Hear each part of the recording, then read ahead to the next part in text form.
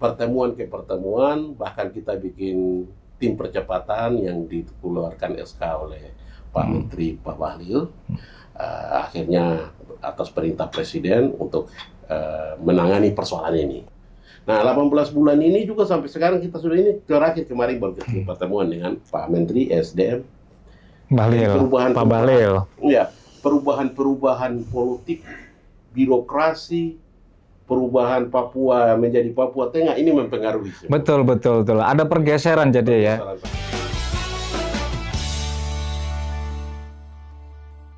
Ya, selamat datang di podcast Nampol PD Project. Kali ini kita kedatangan tamu dari jauh sekali. Ada di timur Indonesia. Jadi ini teman-teman dari Papua, tepatnya sekarang jadi Papua Tengah. Nah, di samping sebelah kanan saya tepat ini ada Kakak Yohan. Kakak Yohan, nama lengkap siapa Kakak Yohan? Yohan Sokonau. Kakak Yohan Sokonau sekarang jadi sekretaris Forum Pemilik Hak Sulung. Forum Pemilik Hak Sulung Singwarop. Nanti kita akan bahas apa itu Singwarop, oke ya. Jadi Kak Yohan, kita sudah punya fans sebenarnya di sini. Jadi nama netizen nih, kalau kita ngomong warganet nih ya, itu sebetulnya Video People. Video People. Di samping Kakak Yohan ini ada Kakak Yafet. Nah ini ketuanya, benar ya? Ya benar. Ketua EPHS Singwarop. Iya. Jadi Video People, buat kalian yang belum tahu tuh apa Singwarop, nanti kita akan kulik lebih jauh tuh apa Singwarop. Jadi Singwarop ini sebenarnya nama kampung yang dijadiin satu nih sebenarnya. Ada 3 kampung. Pertama Kampung Singa, terus kemudian Wabanti dan Aroanop. Nah, ini Video People, kenapa teman-teman dari Singwarop ini jauh-jauh dari timur, itu masuknya Kabupaten Timika, Papua. Kabupaten Timika, Kabupaten Mimika, Kota Timika. Sekarang jadi Papua Tengah. Sebelum Papua ya kakak ya? Sebelumnya Papua, sekarang sudah dimekarkan jadi Papua Tengah. Oke. Jadi perjalanan Singwarop ini agak menarik teman-teman. Di tahun 2016 kalau kita baca kemarin ada buklet yang udah kita bikin bareng-bareng dengan kantor Haris Hajar Loekwis, dan itu kita merangkum perjalanan Singwarop ini dari tahun 2016 ya kakak Yafet ya. Iya. Itu udah mengalami begitu dinamikanya begitu luar biasa kakak ya. 2016 sekarang hampir 10 tahun berarti kalau 2025. Nah kakak Yafet mungkin bisa diceritain sedikit aja. Singwarop ini muncul atau EPHS Singwarop ini muncul kenapa? Berawal dari apa? Berawal dari Januari Agreement. Januari Agreement yang dulu perjanjian itu ya? Itu tahun 1974. Itu Freeport masuk di area kami, pemberjanjian Indonesia dengan Freeport masuk dan orang tua saya yang terima Freeport. Dan orang tua saya yang tanda tangan cap stempel. Akhirnya Freeport sudah diterima dan kami sudah perjalanan ini kami sudah jalankan. Karena orang tua kami sampaikan bahwa buah apel yang kita tanam, pohon apel yang kita tanam ini bapaknya John Kerry, itu John Kerry yang nikmati itu anaknya Arek dengan keluarganya, yang sebelah itu nikmati yang kami, tapi kita harus sama-sama piara sampai besar dulu. Waktu perjanjian itu sudah ada. Itu 1974. Perjanjian antara masyarakat Singwarop yang kita sebut sekarang ini. Ya. Waktu itu mungkin belum jadi Singwarop ya, masih Singa, Wabanti, Aroanop sebutannya seperti itu ya, sebelum bergabung ini. Iya, belum. Bukan bergabung, ini kan penamaan yang kita bikin aja kan sebenarnya. Betul. Nah, waktu itu perjanjian 1974 antara Freeport. Ya, Freeport dengan masyarakat kepala suku. Termasuk orang tua saya. Ini kan suku Amungme kalau tidak salah ya, kakak ya, suku Amungme. Jadi Singa, Wabanti, dan Aroanop ini semuanya sukunya Amungme? Atau masih ada suku yang lain? Itu kalau masyarakat lain itu melalui kawengan. Terus itu pun juga ada keturunannya. Keturunan pertama, kedua, ketiga, keempat itu ada. Jadi masing-masing wilayah di atas itu kita mengetahui bahwa 3 kampung yang tinggal itu ada 5 marga. Tadinya itu sudah 4 marga, tapi sudah melalui kajian ada 5 marga. Terus kemudian Wabanti itu ada 7 marga.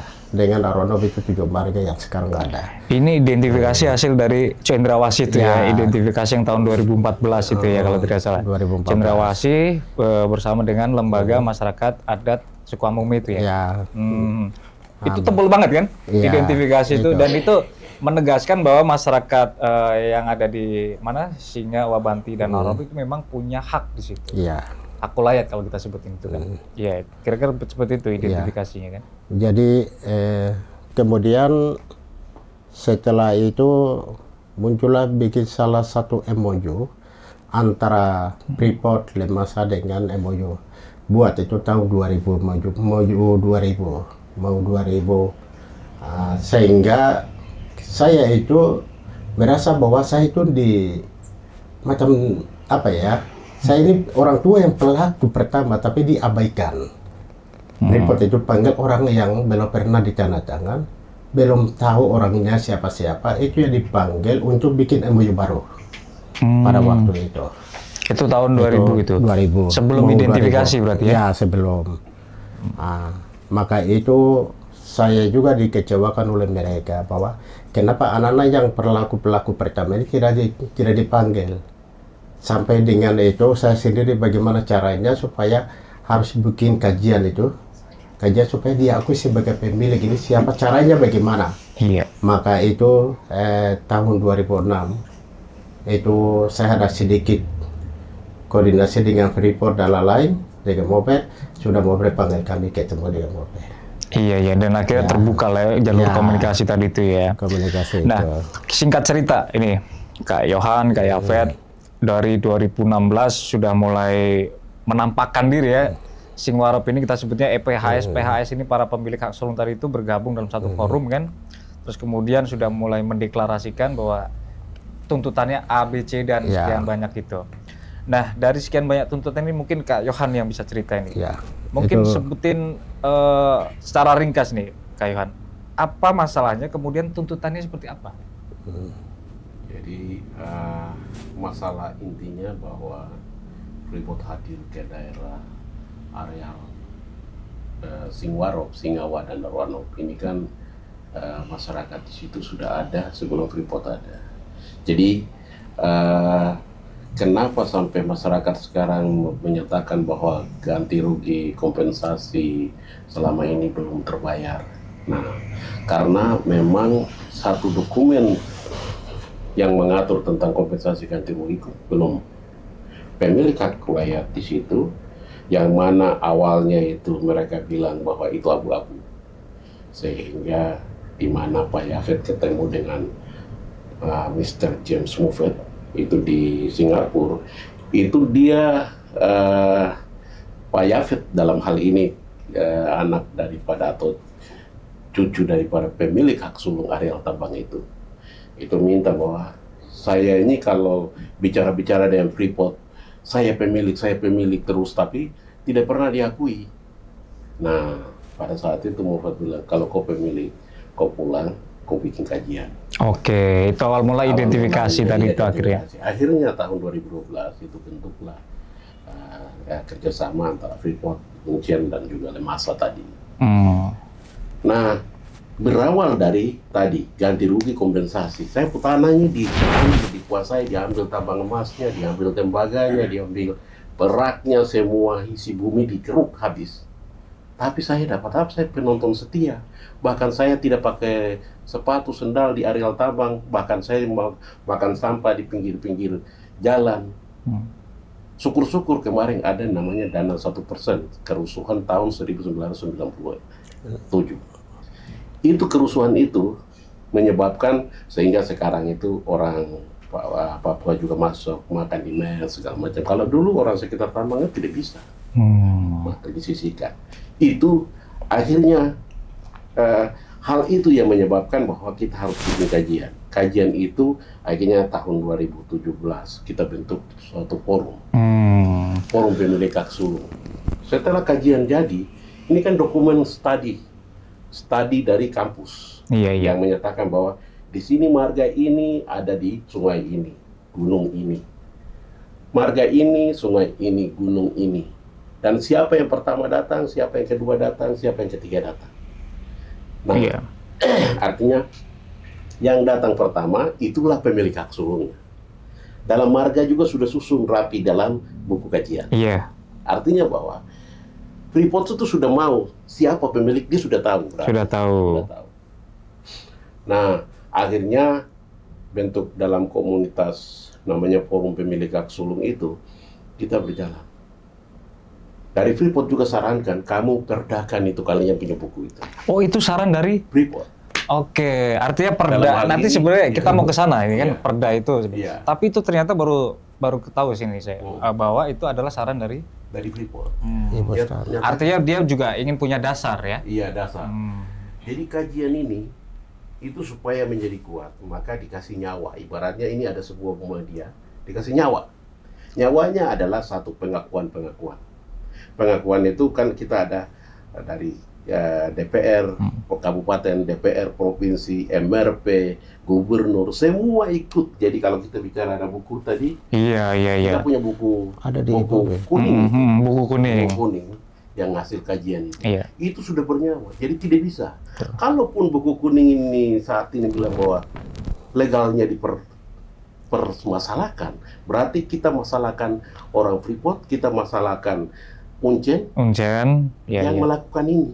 Berarti Uncen diperagukan. Iya, jadi PDO People perlu tahu bahwa sebenarnya identifikasi tadi itu ada dalam satu buku namanya kalau disebut sama masyarakat itu buku kuning. Tanah adalah mamaku. Tanah adalah mamaku. Itu bukunya tebal. Jadi di situ memang hasil kajian dari kerjasama Universitas Cendrawasih, Cendrawasih. terus kemudian Lewasa dan ada Freeport juga di situ. Ada Freeport juga. Yang Freeport bekerja sama support. untuk Support sampai pertemuan semua stakeholder terlibat. Iya. Lembaga, lemasa, terus dari Tiga Freeport, dari masyarakat 3 kampung, semua tokoh-tokoh itu tidak ada yang tidak terlibat. Semua terlibat semua itu ya. terlibat. Iya. Dan muncullah buku itu, dan buku itu kita pegang, dan siapa pemiliknya sudah tahu. Iya. Dan buku itu kita bawa semua dari gubernur sampai pusat. Sampai hari ini saya dan Pak Yafet ini, tidak mungkin kita ini datang tiba-tiba masuk di saham 10%. Iya, Tapi ya harus. karena kita punya dasar Betul. buku. Betul. bukan Oke. ini. Berarti dari kajian lahirlah EPHS Singwarop. Iya. Nah, terus kemudian 2018. Nah, 2018 itu ada divestasi saham Divestasi pemerintah saham. pusat dengan PT Freeport. Nah, Nah, sebenarnya cerita ini teman-teman PDO People ini cerita yang sebenarnya familiar. Artinya di zaman Jokowi iya. itu ada divestasi saham. Oh, Di mana mungkin PDO People udah pada tahu bahwa divestasi saham itu membuat pemerintah Indonesia mempunyai saham mayoritas untuk iya. atas PT Freeport. Nah, ini sebenarnya kalau bisa kita klaim ini perjuangan yang panjang tadi itu. Iya. Divestasi saham mungkin salah satu adalah harapan Iya. ya kan dari teman-teman masyarakat Singwarop. Cuman persoalannya nah ini kan. Divestasi saham tadi itu sekarang prakteknya gimana? Kakak Yohan? Ya. Jadi akhirnya saya dengan Pak Yafet ini masuk dalam diskusi saham ini, itu sudah kita bukan proses baru. Kita dalam proses negosiasi tahun 2017 itu kita sudah jalan, bahkan di bawahnya kita sudah jalan. Jadi kajian ini kan nanti merujuk ke situ, merujuk ke Iya. kita pemilik hak wilayah dan berdampak langsung itu harus masuk dalam poin perjanjian induk. Nah, apa yang terjadi bahwa dengan buku ini kita pada saat terakhir itu kita ketemu dengan Dirjen Minerba. Itu pertemuan tanggal kalau tidak salah di tahun 2018. Itu kita bertemu karena mereka mau melihat presentasi kita. Apa pikiran kita? Karena mau dimuat di dalam perjanjian induk. Nah, di situ kita sampaikan pada saat itu di bagian hukum Dirjen Minerba itu Pak Helmi. Saya masih ingat. Iya. Pak Helmi. Dia sampaikan begini. Sudah kalian masyarakat, saya tunggu buku ini sudah. Saya tunggu juga ini, sudah ada pengakuan semua. Tunggu apa lagi? Kalian pemilik. Nah, di situ akhirnya kita akan diundang dalam negosiasi di Surabaya. Negosiasi itu baru nanti di Jakarta. Nah, tahu-tahu begini pada saat itu tidak terjadi. Ya, kita punya orang yang kadang-kadang membatasi kita. Ini saya juga pemilik hak wilayah atau saya yang tanda tangan. Nah, itu terjadi. Akhirnya kita tidak pada saat tanda tangan pemindahan divestasi. Kenapa sampai 1 poin masuk di situ?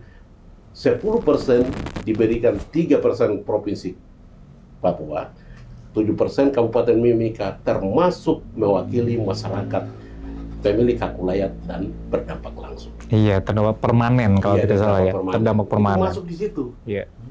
Dari mana? Ya kita buku itu. Tidak mungkin juga masuk tiba-tiba di situ. Nah itu, jadi itulah 10% kita masuk. Kita juga akhirnya masuk sebagai pengurus di saham 10% untuk di Papua Dispensasi Mandiri. Iya, iya. Nah, sebagai komisaris atau sebagai apa pemegang saham? Sebagai komisaris Pak Yafet, Ketua FPAS, saya sebagai direktur operasional. Tapi pada prakteknya, apakah Papua Divestasi Mandiri ini sudah tadi itu dari turunan ya 51 sekian persen yang divestasi saham di pemerintah pusat, kemudian turun ke pemerintah daerah Papua 10%, nah terus kemudian dibagi lagi kan itu 10% dibagi lagi. Nah itu ke Papua Divestasi Mandiri yang dikelola tuh berapa persen akhirnya Pak Yafet? Ya 10%.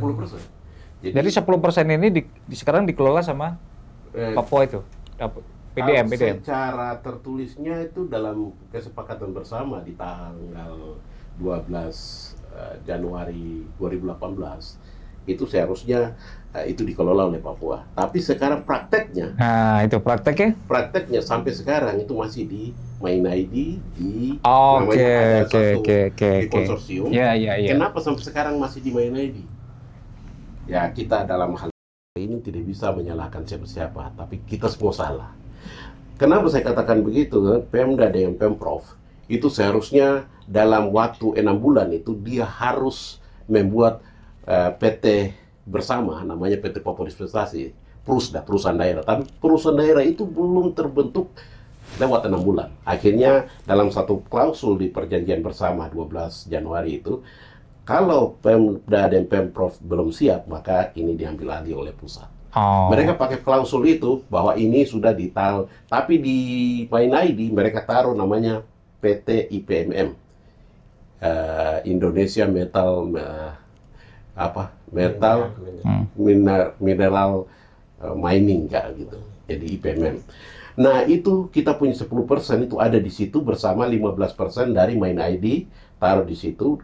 Jadi 25% ada di IPMM itu. Jadi mereka punya, kalau di persentase mereka punya 60%, kita punya 40%. Oke. Begitu. Jadi ada di ini perusahaan IPMM ini. Nah sampai sekarang masih di situ karena kita disuruh beberapa administrasi, tapi administrasi itu lama juga ya.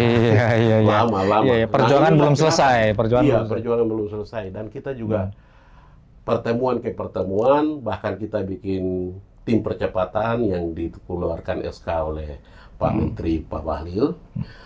Akhirnya atas perintah Presiden untuk menangani persoalan ini. Dan Pak Bahlil dalam hal itu bikin tim percepatan. Tim percepatan sudah kerja sampai 18 bulan. Nah 18 bulan ini juga sampai sekarang kita sudah ini terakhir kemarin baru pertemuan dengan Pak Menteri SDM. Pak Bahlil. Ya, perubahan politik, birokrasi, perubahan Papua menjadi Papua Tengah ini mempengaruhi semua. Betul. Ada pergeseran jadi pergeseran. Awalnya divestasi saham Freeport yang 51,23% itu waktu itu masih di bawah atau masih jangkauan provinsi Papua. Ya. Di bawah. Jadi Timika ini masih masuk provinsi Papua waktu itu ya. Nah, sekarang sudah masuk Papua Tengah. Itu sejak tahun 2020 atau 2022? 2022 kan? Iya.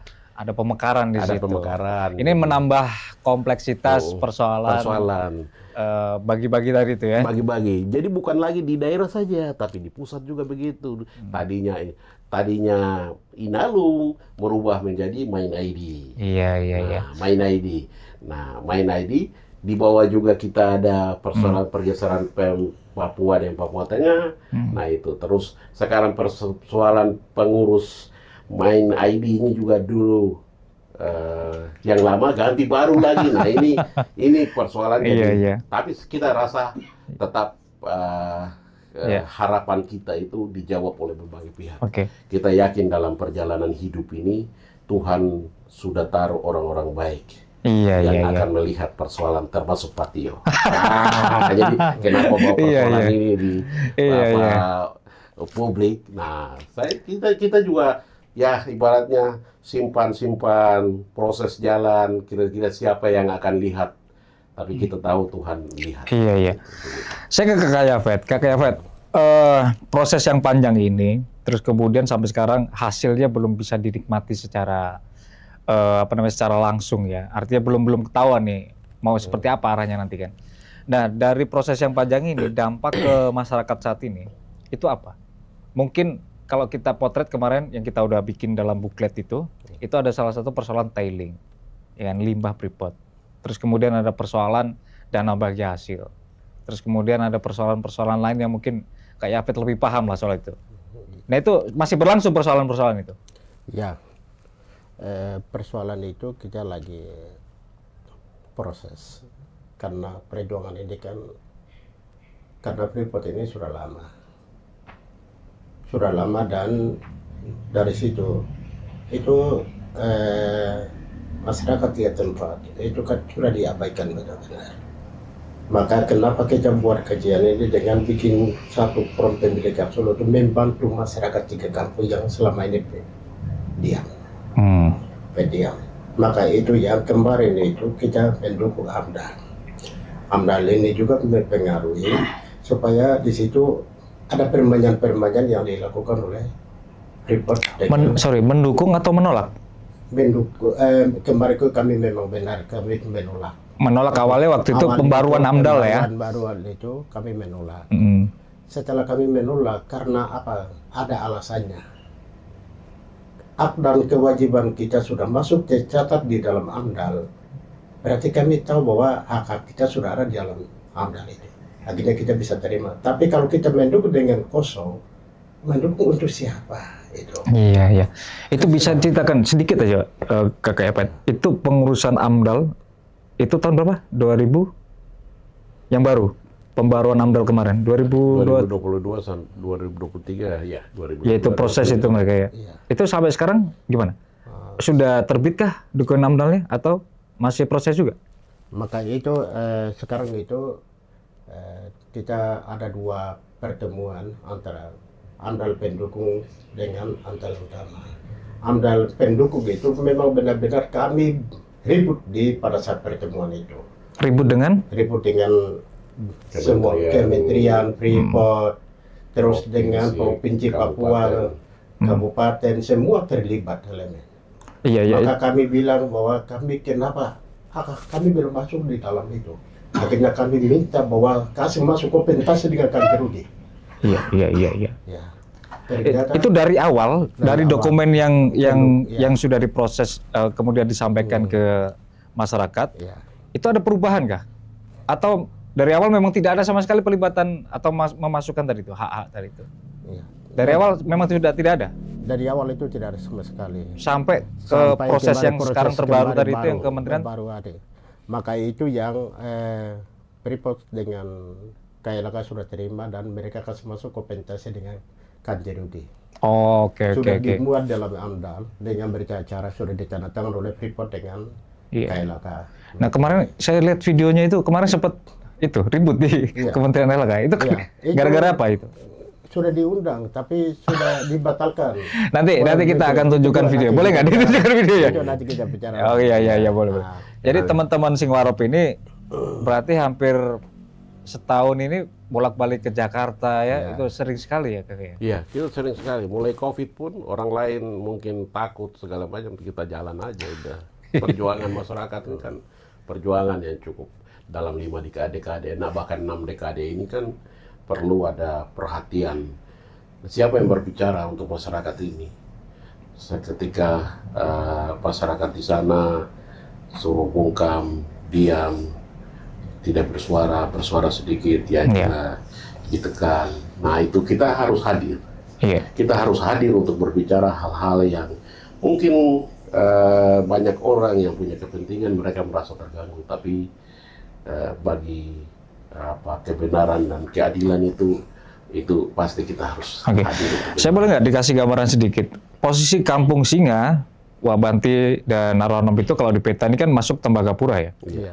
Nah itu kalau misalnya kita dari kota Timika nih, itu naik apa untuk sampai ke kampung itu? Kita jadi mulai awal-awal itu harus kalau mau akses ke 3 tempat itu kita pakai chopper. Chopper itu helikopter. Helikopter. Tidak ada transportasi lain Pada saat itu tidak ada transportasi lain. sampai sekarang. Tapi sekarang dengan pemerintah kemarin sudah ada masuk bandar Lapangan terbang. Artinya kapal Avantis kayak ya, gitu. itu bisa masuk. Itu bisa masuk ya, kapal ya. kecil itu ya. Nah itu, jadi itu juga masuk tahun 2008-2009 lah. 2008-2009 ya. Sedangkan di bawah itu masih pakai.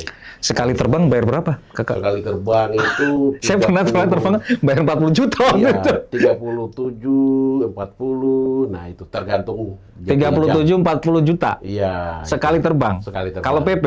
Kalau PP ya tinggal dikali 2? Tidak, itu itu PP. biasa satu PP ya, gitu. Langsung charter gitu.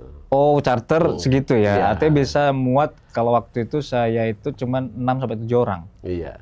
Nah, kalau ini mungkin sama ya, 6-7 orang ya. Iya. Bayar 6-7 orang. Itu charter. Chopper kuning atau helikopter kuning. Ya inilah ya seperti perjuangan untuk sampai ke kampung-kampung itu ya. Jadi Tapi dari kampung Timika dari kota Timika itu Iya. langsung ya, bisa Iya. langsung ya. Bagus Pak Mas Tio tanya itu karena saya harus sampaikan ke sahabat people. PDO People. PDO People. Ini bagus pertanyaannya. Jadi memang kalau kita bilang kehadiran Freeport itu kemudian berdampak, orang kadang-kadang datang di Kuala Kencana lihat, wih Iya. hebat ya. Kuala Kencana itu satu kota ya Satu kota yang dibentuk bagus lah gitu. ya bikinan Freeport. Bikinan Freeport. Terus apakah sudah menjangkau kepada masyarakat pemilik kulit dan berdampak langsung? Itu juga tidak. Itu kan untuk karyawan-karyawan yang kerja di Freeport. Iya. Nah terus kalau datang juga mereka lihat di Tembagapura, wah bagus. Itu untuk hanya karyawan. Untuk karyawan. Bukan masyarakat di situ. Nah jadi ini artinya bahwa pembangunan kita punya harapan kan pembangunan di 3 kampus, sekarang 3 wilayah karena sudah ada pemekaran. Itu harus seperti aspal ke jalan dari kampung ini ke kampung ini, itu belum ada. Ini terlepas dari memang kontur ya, Iya. artinya geografis dari kampung-kampung ini kan. Kalau saya pernah ke pegunungan Papua pegunungan itu kan naik turun dan nggak Iya. bisa memang kalau motor lewat kan, Iya. jalan kaki kan semua itu kan. Tapi sebenarnya bisa kalau misalnya mau ada niat nih pembangunan dibuka itu Iya. gunung-gunung itu, terus kemudian dibangun jalan bisa Betul. sebenarnya. Sebenarnya- Memungkinkan. Iya, ini antara mungkin dan tidaknya kita agak sulit karena di situ tuh namanya Taman Lawrence. Taman Lawrence nasional ini, ya. Taman nasional yang merupakan paru-paru dunia. Nah, kemarin dalam persoalan AMDAL itu kita mengajukan satu poin dalam kita punya pengajuan, itu adalah buka akses jalan ke atas pakai jembatan layang. Kalau kita lihat di Cina, itu dia tidak ganggu hutan itu. Iya, Hutan iya. tetap. Oh iya, tetap Kak. menjadi Yang viral itu ya di iya. Cina itu kan tinggi-tinggi itu Iya. tiangnya. Masa di sini dibilang bahwa Freeport adalah tambang emas nomor 1 di dunia, tapi kenapa sampai takut untuk buat itu untuk 3 kampung itu? Iya. Nah, itu. Masuk akal benar-benar. Iya, ini kan waktu Kementerian Pariwisata dan Kementerian LHK datang, kita sempat saya kasih pikiran. Saya bilang, kenapa kita jaga untuk paru-paru dunia, tapi korbankan masyarakat saya di situ, itu tidak boleh buka akses. Ini kan harus dipikirkan supaya mereka yang bisa akses mau beli pecin garam dengan minyak goreng saja mereka pakai chopper turun ke bawah. Tapi dia juga rindu makan yang sedap-sedap lah. Iya, Masa iya, dia iya. makan rebus-rebusan saja. Oke. Dia punya emas. Tapi hati Republik sama Freeport ini ada di mana? Bahkan saya bilang, kenapa kalau kita jaga paru-paru dunia perhatikan masyarakat ini dong. Iya. Itu. Perhatikan. Masa kau tidak punya hati? Apakah di situ binatang? Nah itu Mas Tio. Iya. Jadi ini perlu sentuhan hati. Iya. Sentuhan hati dari berbagai pihak. Kau jadi pejabat hebat, kau jadi pastor, kau jadi pendeta, tapi tidak ada artinya kalau kau tidak punya hati untuk utara untuk orang-orang semacam begitu. Betul. Nah itu. Iya. Jadi sebenarnya perhatian publik untuk persoalan-persoalan masyarakat di Singwarop itu hanya terbatas di persoalan-persoalan yang ya sifatnya lebih ke, kalau ke nasional itu kan soal divestasi saham waktu itu Kakak. Iya. Tapi yang spesifik soal masyarakat di sana tidak mendapat akses, memang ini kan jauh dari pantauan publik lah ya. Iya. Makanya PDO People semoga dengan adanya video ini nanti masyarakat luas nih bisa lebih paham mengenai persoalan yang mendetail dari itu. Ini Iya. kan detail. Jadi kalau belum baca bukletnya mungkin agak susah. Makanya tadi saya ulang terus itu karena memang perlu diketahui publik persoalan awalnya itu apa gitu. Iya. Dan alhamdulillah kita udah dapat lah cerita singkatnya itu. Jadi kalau misalnya mau cerita lebih panjang bisa besok pagi nih ya. Besok pagi, bisa terus menerus. Bisa besok pagi. Itu saya sedikit juga kenapa 3 kampung ini, 3 daerah. Kenapa kompensasi itu masuk dalam AMDAL? Itu kan kebutuhan 3 kampung. Kepentingan 3 kampung. Bikinlah jalan aset, jalan. Terus bikinlah segala macam jembatan, bikinlah pembangunan, bikinlah semuanya akan dilakukan 3 kampung itu. Jadi kompensasi yang kita titip di dalam AMDAL itu untuk itu, bukan bagi-bagi ke masyarakat. Iya, iya. Ini kan ada yang pertama kan dana CSR yang masuk melalui Community Development. Tapi satu kolam ini ada 2 sumber dana yang masuk di situ. Dana CSR juga sudah masuk, kompensasi juga ikut masuk. Kira-kira kompensasi ini berikan kepada masyarakat ya sesuai dengan permintaan kami. Maka itu yang kenapa Freeport ini tidak pernah sosialisasi tentang kompensasi ini. Hanya diam-diam kasih masuk di tempat-tempat yang sudah kalau bisa bilang itu bahwa itu dualisme 3 ini. Masyarakat yang 1 piring tapi apa ini makan 2 piring lah. 1 orang tapi makan 2 piring. 2 piringnya itu apa kompensasi juga masuk di 1 piring. Terus dana CSR juga masuk. Wah, ini kan iya. ini. Tapi pengelolaannya transparan tidak, Kakak? Artinya pernah disampaikan nggak ini buat apa gitu? Ini yang sekarang lagi proses ini kita ribut di mana-mana bahwa permintaan kompensasi ini berikan kepada masyarakat untuk khusus 3 kampung itu, 3 daerah, Arwanop, Singawa dan Singawa, Banti dan Arwanop ya. Untuk khusus itu, kalau Freeport dia ambil dengan Freeport kelola seperti apa yang sekarang jalankan 2 tahun lambat, maka kita akan kejar terus sampai dengan kapanpun kita akan ribut terus. Iya. Akan leser itu cekap saya akan berjuang terus sampai dengan harus masuk di BD 3. Dan kalau saya highlight lagi, memang benar-benar masyarakat ini pengen dilibatkan lah ya.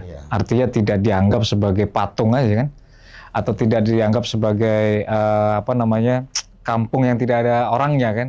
Ini kampung ada orangnya gitu, kira-kira begitu kan. Betul. Jadi Bung Tio dan Video People tadi kita juga kenapa tadi sempat bilang ada ribut, ada ini nanti video disampaikan juga, tapi saya mau sampaikan begini, kenapa ribut itu ada sebab akibat. Iya. Kalau Freeport dia tetap komit dengan apa AMDAL yang sudah dibuat bersama dengan KLHK, dengan pemerintah, masyarakat, kenapa kau mau abaikan juga? Ini komitmen kan sudah 2023, kita sudah keluar itu. SK Menterinya sudah keluar bahwa kompensasi harus dibayar. Walaupun ganti rugi kau mau atur keluar, kasih keluar, tapi kita hukum pasti kita akan kejar ganti ruginya. Tapi kompensasi sudah ada. Mekanismenya kita tunggu 2 tahun ini. Dari 2003, Freeport tidak pernah panggil. Karena dalam itu kan dia harus bicara mekanisme kepada pemilik hak wilayah dan korban-korban yang pegang buku itu. Nah itu. Tapi tidak datang. Nah sekarang masyarakat datang, sudah diundang, mereka kecewa karena tahu-tahu tiba-tiba undangannya dibatalkan. Padahal masyarakat sudah ada di sini. Dibatalkan. Ya. Nah akhirnya masyarakat pertanyakan dong, saya sudah datang jauh-jauh dari sana, bayar tiket berapa pulang pergi 10 juta. Iya. Nah itu datang sini belum lagi hotel segala macam. Ini kan kita sistem elastika.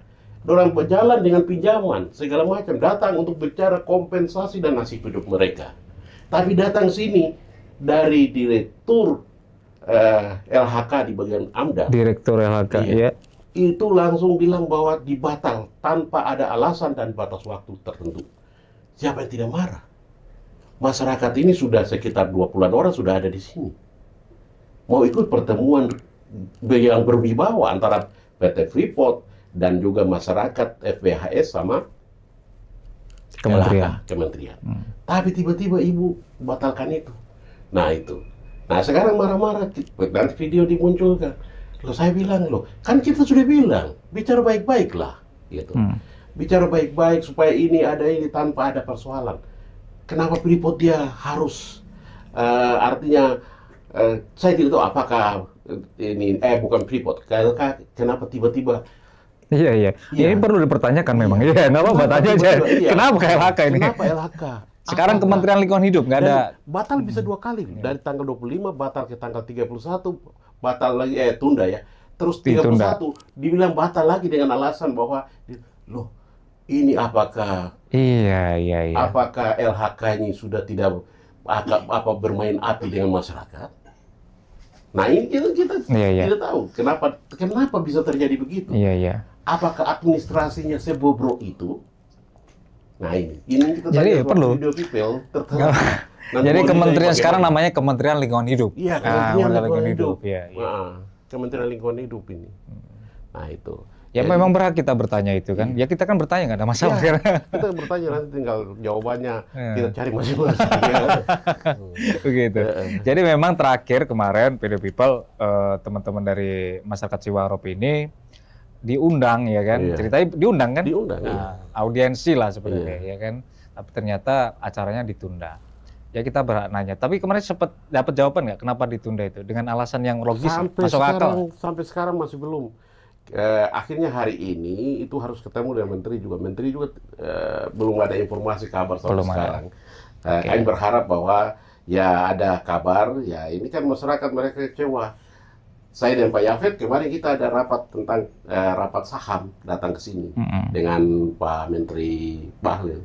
Jadi ya sudah kita juga lihat kalau masyarakat sudah diundang, kita juga nanti akan ikut pertemuan itu. Tapi kalau kita sudah begini, ya saya bilang wah. Tinggal kita tanyakan aja, masyarakat tanyakan aja. Karena begini Kakak Yon dan Kakak Yafet, kita ini kan semua khawatir lah, termasuk masyarakat Ciwarop mungkin paling khawatir. Kalau misalnya ini diulur nggak selesai-selesai gitu kan. Ya harapannya memang masalah ini segera selesai gitu kan. Kalau diulur-ulur segala macam nanti masalah bisa panjang, ribut terus ya kan. Kayak gitu. Ya kok Kakak Yafet mungkin ada yang mau disampaikan terakhir sebelum kita tutup? Baik, terima kasih. Saya harap bahwa persoalan ini segera Freeport dengan KLHK harus turun tangan dan harus menyelesaikan. Karena waktu ke waktu itu kita dikasih diabaikan dan kita selalu menderita terus. Freeport jalan aman dengan lembaga-lembaga yang tidak jelas, Freeport aman dengan toko-toko yang tidak jelas. Lihat dulu pemilik tempat yang 3 kampung ini kan sudah diam. Salah satunya itu bahwa masyarakat yang Banti itu mereka hidup dengan tiling. Dia punya uap itu masukkan terus, dia punya tembaga, dia punya itu kan masyarakat jadi korban terus. Sehingga kami mau harap bahwa Freeport itu hari ini untuk masyarakat 3 kampung, tapi selama ini sudah pernah diabaikan. Itu yang kenapa kita ini mewakili dari masyarakat. Maka kita mau itu Freeport itu harus pegang pemilik tempatnya 3 kampung itu. Yang lain itu kalau ada kelebihan baru bisa bagi-bagi. Tapi pemilik belum makan baik, baru orang lain yang dapat makan. Bagaimana pemilik ini dia jadi berontak, ribut di mana-mana. Itu kan karena apa? Belum pernah tentu ke situ.